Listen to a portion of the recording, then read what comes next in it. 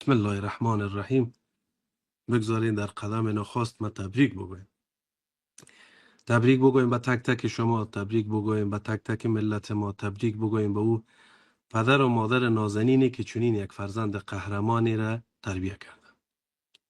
فرزند نازنین و سپه سالاری که برخلاف فیسبوک چلوونکی های طالب که می گفتن این قهرمان ما روز فرانسه و روز انگلیس است، در خاک خود، در خانه خود، در دفاع از ناموس و عزت خود جام شهادت نوشیده. سعادت این چنین است، افتخار این چنین است، زی چنین سعادت و زی چنین یک افتخاری به چنین پدر و مادری که چنین فرزند تربیت کرده. میره تبریک میگم. هیچ وقتی چنین شهادت ها و قهرمانی ها و دلاوری ها را عمر انسان در طولش نیست، بلکه در عرضش است. و ای جوان ما و ای عزیز ما چقدر عرض عمرش پر برکت و پر خیر بود. نباید ما اندوهگین باشیم، ناراحت باشیم، خسته باشیم، بلکه افتخار بکنیم به چنین قهرمانی، به چنین دلاوری، به چنین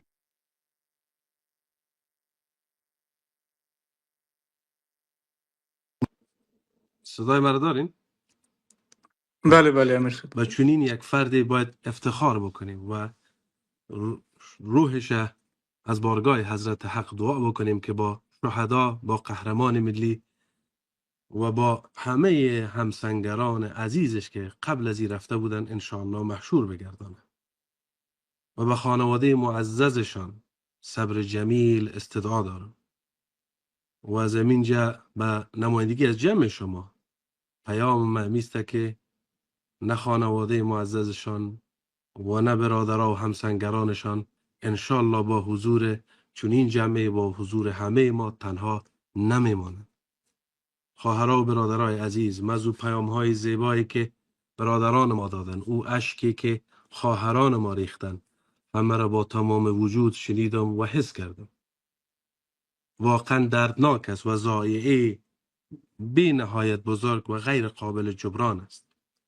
اما به یاد دارم من روزی را که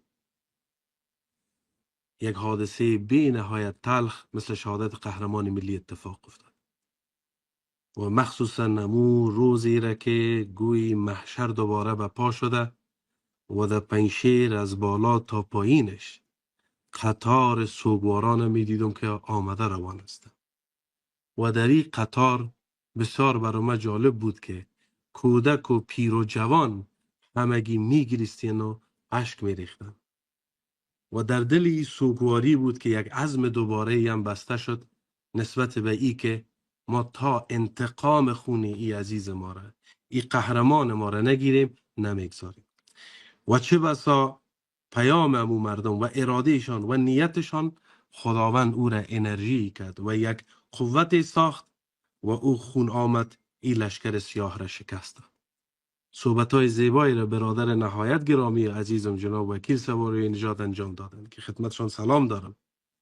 بدون شک شما شاهد تحولات به امید پروردگار به مراتب خوب، قوی و عالی به زودی خواد بودین و ای خون پاک فرمانده حسیب شهید ما ای ظلم و ای ظالما را بساطشان برخواهد چید و ما و شما بیرق پر افتخار عزت و آزادی را یک بار دیگه انشالله بر مزار فرمانده حسیب، بر مزار فرمانده خیرخواه، بر مزار فرمانده مسعود و بر مزار رهبر ما استاد برهان الدین ربانی انشالله یک بار دیگه ایره بر مرمی افروزی.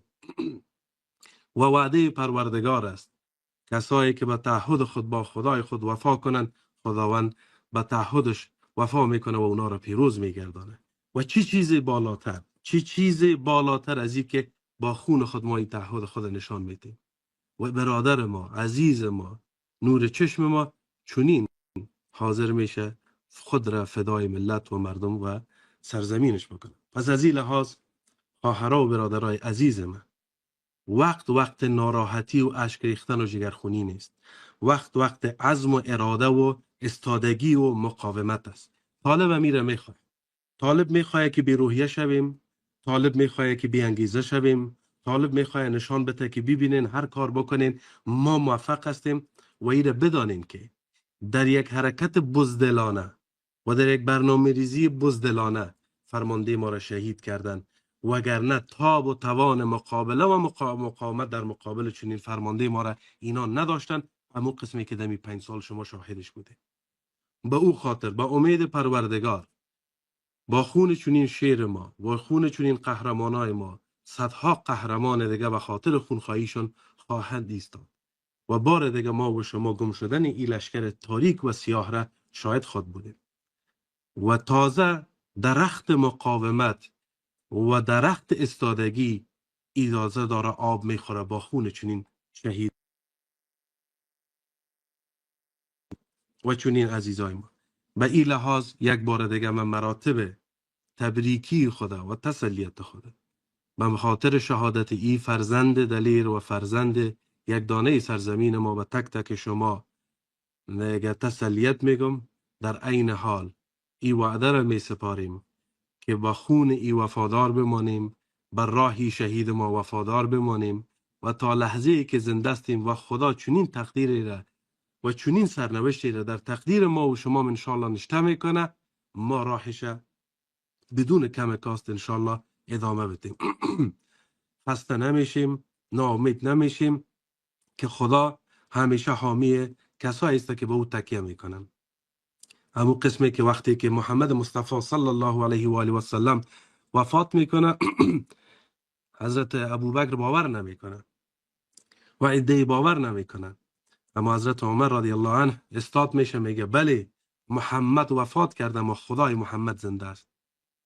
حسیب شهید شد اما خدای حسیب زنده است. خواهر و برادرها ناامید نشیم، انشاءالله ما و شما پیروز هستیم. و السلام علیکم و رحمت الله و برکاته.